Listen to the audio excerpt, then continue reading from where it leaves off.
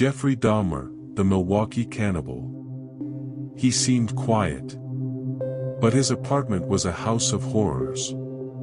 Intro. He was polite, soft-spoken, invisible. He offered drinks, took photos, smiled.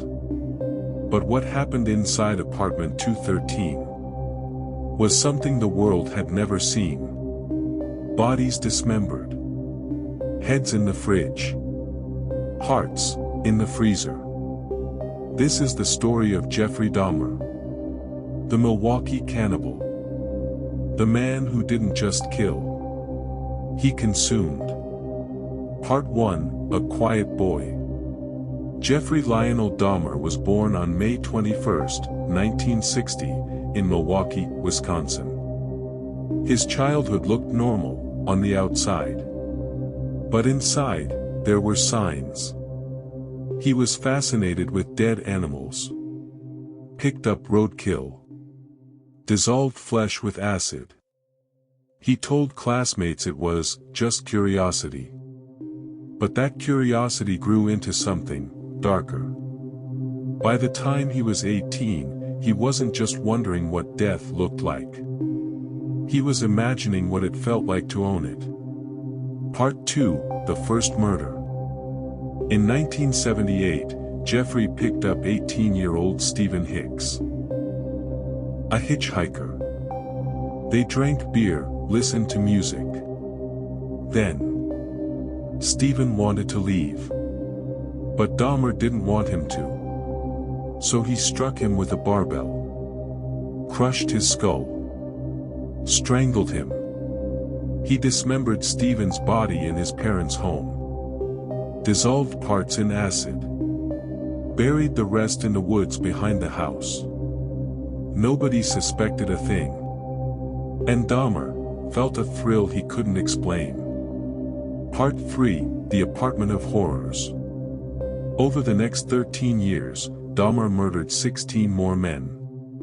His hunting ground: gay bars, malls, bus stops.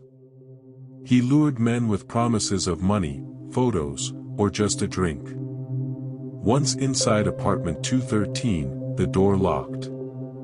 The nightmare began. He drugged them, strangled them, sometimes had sex with the corpses. He kept their skulls, preserved hearts, stored torsos in acid barrels. One man's entire skeleton was found intact. Another victim's head sat in the fridge beside a can of soda. There were Polaroids, dozens of them. Some mid-murder, some post-mortem. All taken with a calm hand. He wasn't just killing. He was collecting. Part 4, Escapes and Failures. He almost got caught. In fact, he should have. In 1991, a 14-year-old boy, Connor Synthesumphone, managed to escape. He ran into the street, drugged and bleeding. Neighbors called the police. But when officers arrived, Dahmer told them it was just a lover's quarrel. He even laughed with the cops. They led the boy back into the apartment. Into death. 2 trained officers unknowingly handed a child to his killer. Dahmer murdered him less than an hour later. The system failed. Again. And again. Part 5, The Final Victim. On July 22, 1991, Dahmer invited 32-year-old Tracy Edwards into his apartment. But something felt off. The stench. The locks. The barrel in the corner. Then he turned, with a knife. Edwards punched him. Escaped. Flagged down police. Inside, they found what nightmares are made of. A freezer filled with body parts. A drum of decomposing flesh. Photos of victims in every stage of murder. Human skulls lined up like trophies. Dahmer confessed everything, in horrifying detail.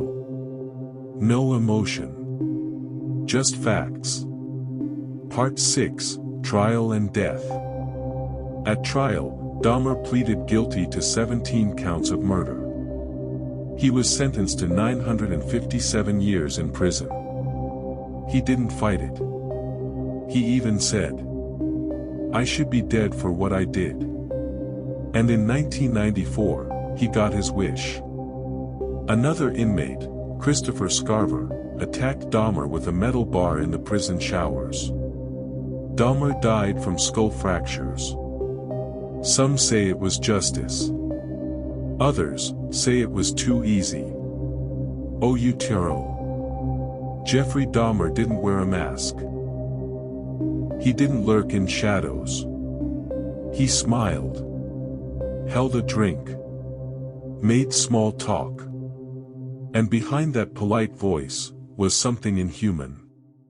He is a reminder. Evil doesn't always come with a warning.